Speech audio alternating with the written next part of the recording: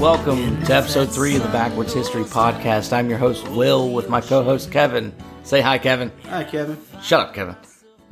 This episode, we're going to talk about the Revolutionary War and some of the historical misconceptions therein, and give our take on how we feel about it, I guess, for lack of a better term.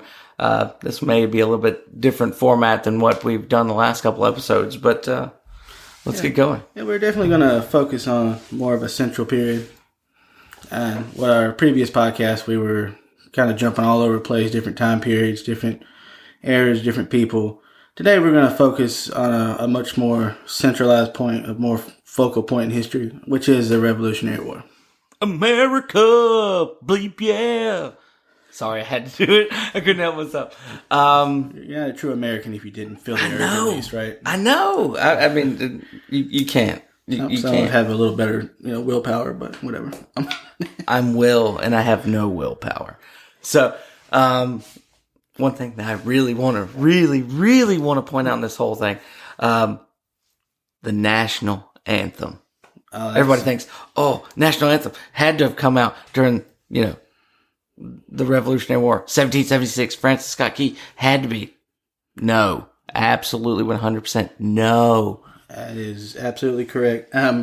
One of the, I would call a smaller misconception, because we are going to cover some more that are probably going to shake some foundations of our nationalistic view of America.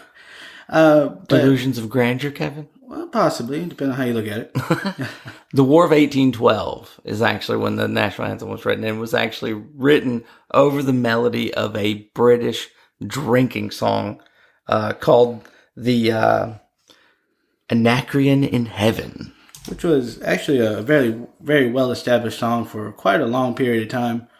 And while Francis Scott Key penned the words that would become the national anthem, when it came time to set it to music, that was a very popular tune of the day.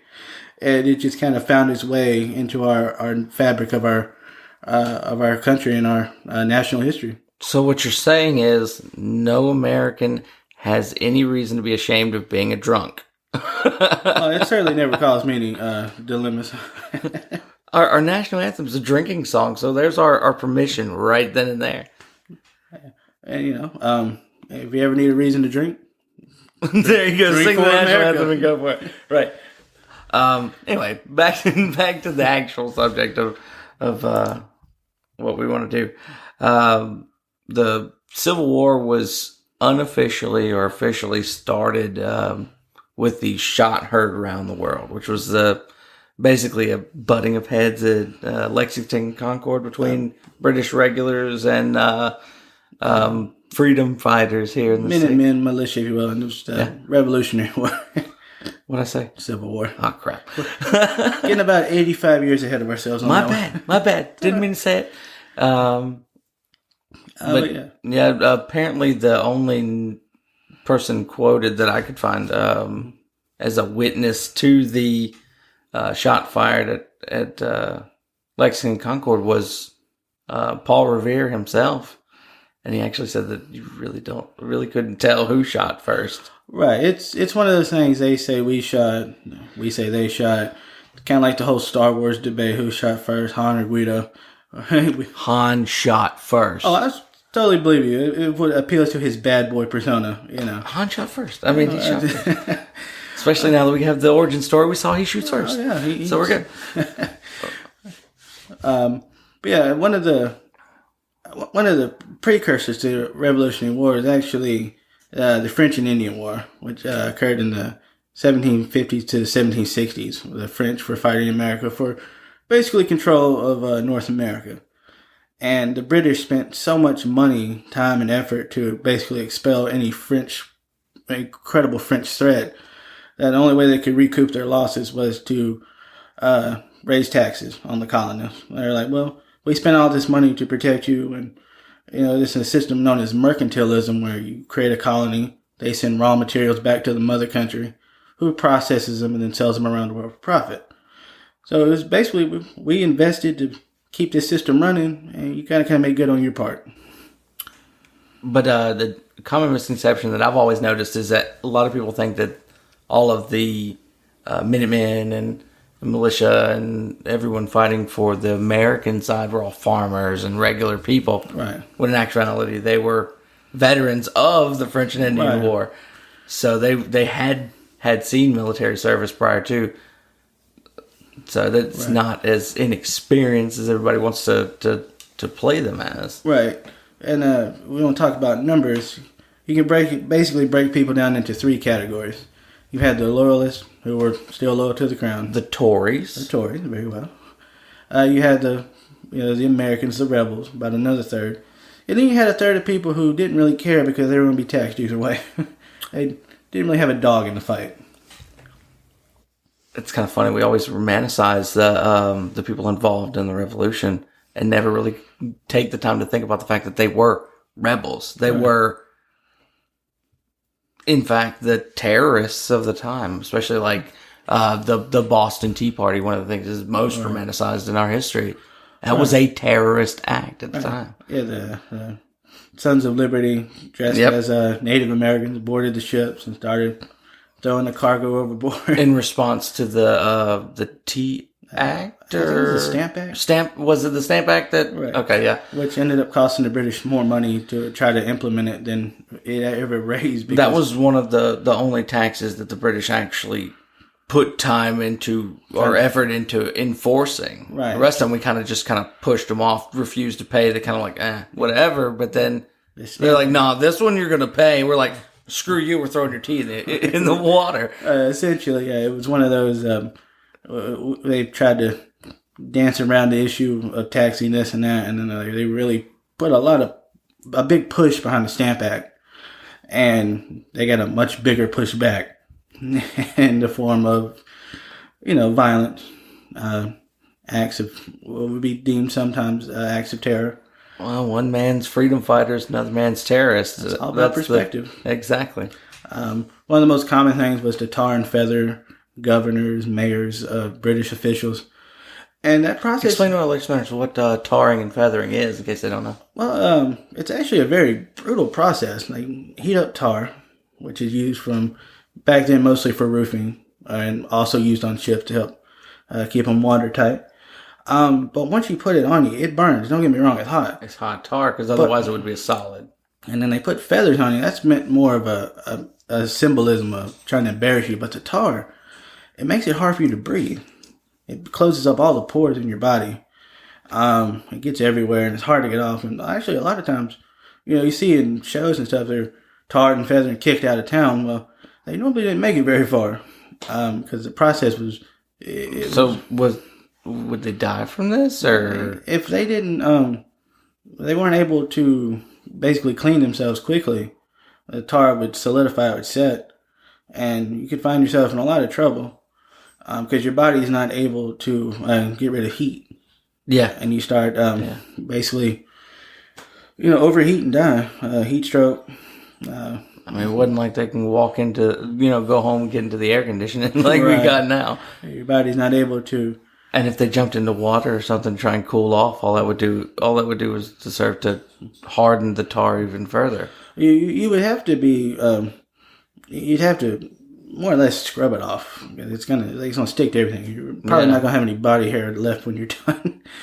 And it's a very brutal process. It's kind of satirized these days as far as like, it's a joke, we tarred and feathered him, but it's actually a very brutal form of punishment.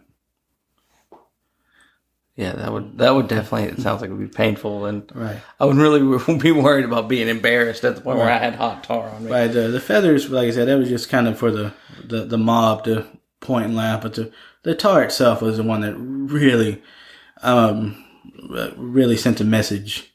It's a brutal way to go, and it's so simple. As far as sending messages, that was kind of the whole point of the Declaration of Independence and stuff as well, right? Oh yeah, send a message to King George. And the famous line, John Hancock, I'm gonna write my name so big he won't have to put on his glasses to read, or something along those lines. And John Hancock was the first to sign. Right. That's why if you look at it, his name's kind of like front, center, in the middle, and all the names are. They tried to sign him as even rows as they could, but his name was so big and covered up so much They kind of got a little crooked. And it's hard to, keep everything neat and organized. But by signing that, they were basically signing, their death warrant. They were committing treason. Oh, very much high treason. And, not only did they sign it, but they send it to the king. So now I have your name. You've openly admitted to rebelling against me. And it was a very, while a symbolic act, it was also a very powerful act, too, because they're not hiding behind anonymity anymore. They're letting you know who they are. And that they're tired of what they deemed oppression at the time, and it was a very bold act. So it's not all taxation without representation. There was more involved than that. Oh, well, there's always more involved when it comes to history. There was, regulars being housed in everyday citizens' homes just because we don't have room in the barracks, so you're going to have to feed, clothes, basically take care of everything this soldier needs without any kind of compensation. Yeah. It was your civic duty. Yeah, just because we told you to. And that's, that really upset a lot of people, especially wealthy people, because when the army would come through, the British, they take all the best houses for the generals and the officers, and these people basically be kicked out the same day, like, I'm taking your stuff because I like it. And that turned a lot of people, powerful people with money. That turned them to the other side when they when they otherwise would have been supporters of the British side of things.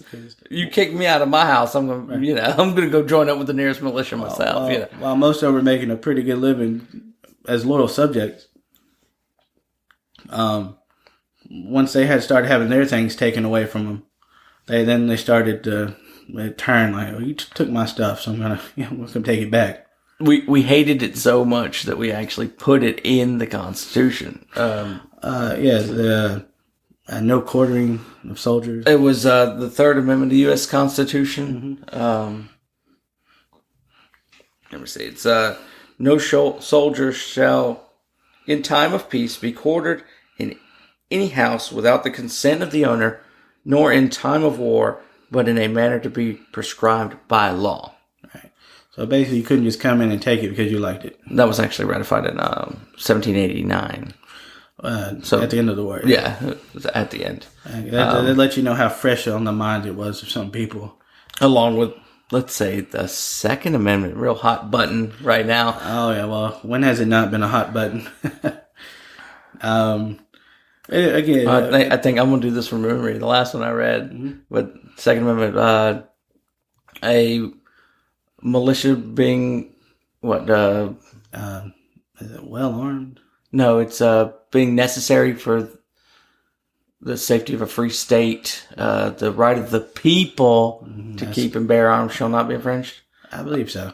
But well-regulated militia being necessary for, it said arms, not guns, arms. Because the nature of weapons was subject to change. Right. And they wanted to make sure that anyone after them, they're going to all this trouble to do all this, to set this up for posterity. Right. That they want anyone that comes after them to be able to do the same thing over again. In case the need should ever arise again. And exactly. Why, if that was the case, why would you limit what you can use or have to what's available at that day? Right. Because the subject of arms, even in their day, was constantly changing, constantly evolving, becoming better and better and better, just like anything else. Right, because you find yourself in 1770s and 1780s, really at the start of the Industrial Revolution. It's really starting to take a foothold on the world stage. And these changes, while they're new and we're not sure exactly what's coming down the line, we understand that changes are going to happen. Like the founding fathers, as wise as we think they are, there's no way they could understand the technology we'd have 200 plus years later. So a lot of laws and amendments were written, I wouldn't say vaguely, but in a sense for more open interpretation for the changes that would come down the road. And I'm a identifying, I'm a self-identifying constitutionalist. Right. So I've taken a lot of time to research this and ponder this and that as far as the Constitution is concerned. And a lot of it was written very, very intentionally. Mhm. Intentionally vague, but pointedly vague, if that makes any sense. I get what you're The right to keep and bear arms, the people's right to keep and bear Right. arms shall not be infringed. and, Because if it was infringed, who would it be infringed by? It'd be infringed on by the government. The government that they're seeking to give you the ability to fight against, or at least have the potential to, so that maybe the potential of you doing it would be enough to keep them at bay. keep them in check. So why would they limit you? Why would they ever intend to limit you? Right. And people, one of the arguments I hear a lot about is, they were talking about flintlocks and, single shot rifles and things of that nature. But if that was the case, your First Amendment right would be limited to parchment or standing on a street corner on your quote unquote soapbox, Right. hollering your grievances or what have you. It wouldn't be limited. They wrote that one just as vague as any of the rest of them, but pointedly vague to where you have the right to speak. You have the right to disseminate information. You have the right to observe what your government is doing, Right. because you're paying for it. Exactly. You're paying for it, so you have the right to tell people, hey, this is crap. AT&T screws me on a phone bill. I have the right to tell another customer, hey, AT&T's crap. Right. Same goes for government, and government's taking a lot larger chunk of my money than any other service. Every 2 weeks. Exactly. So the idea that the Second Amendment is limited by the time would mean the First Amendment is limited by the time, which means the Third Amendment is limited by the time. So, you just need to have a police officer move into your spare bedroom, and you got to take care of all of his stuff with no with no compensation. I cannot think of compensation every time I try to say it. The revolution was so much more than what people give it credit for. It's not just some story for children that gives you an excuse to drink on the 4th of July every year. Like I needed an excuse. right. And shoot off fireworks. It's a lot, way more than that. Well, but history always goes deeper. And one thing America, the education system has been guilty of is history, is using history in a way to shape, the youngest generation to be nationalists. And I'm not saying there's nothing wrong with love your country, but they twist and contort information in such a way. I think the word you're looking for is statists. Yeah, that's a good one. More than nationalists. They're more breeding statists. Anything the government says is right, is good, because the founding fathers were good, and everything with them was good. But they weren't. They were just as human as anybody else. And when you intentionally leave out their faults and their failures and their shortcomings, they lose that part that makes them human. And you start to deify these people. And so later on, as a kid, you grow up and you hear about these great men of history, and then you get older and you learn about all the horrible things they did or the things they weren't able to.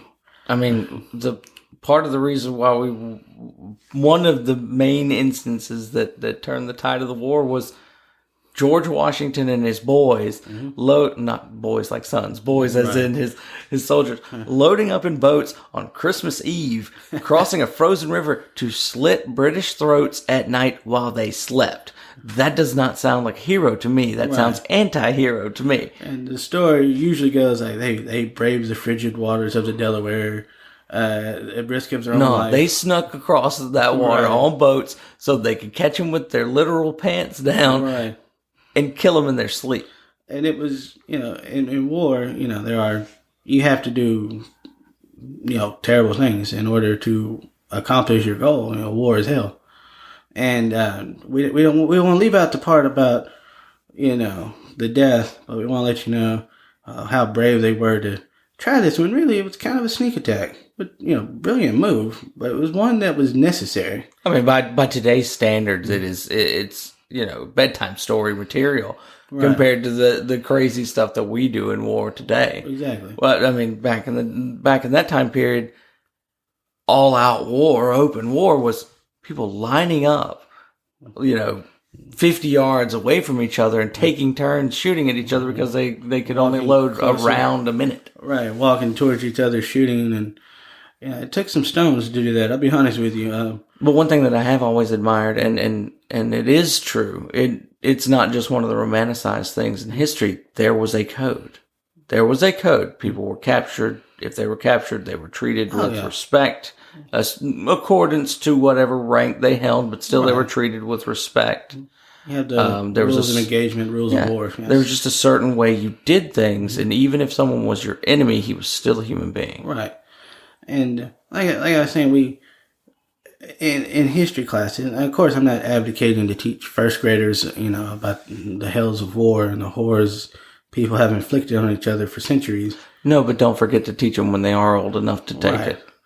It's important that we teach the shortcomings and the failures of great people, so we don't lift them up to this godlike status.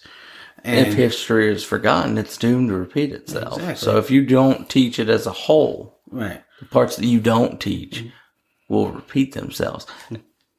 And that kind of will lead into later on some of the stuff that we're taught about the Civil War, which will be our next episode.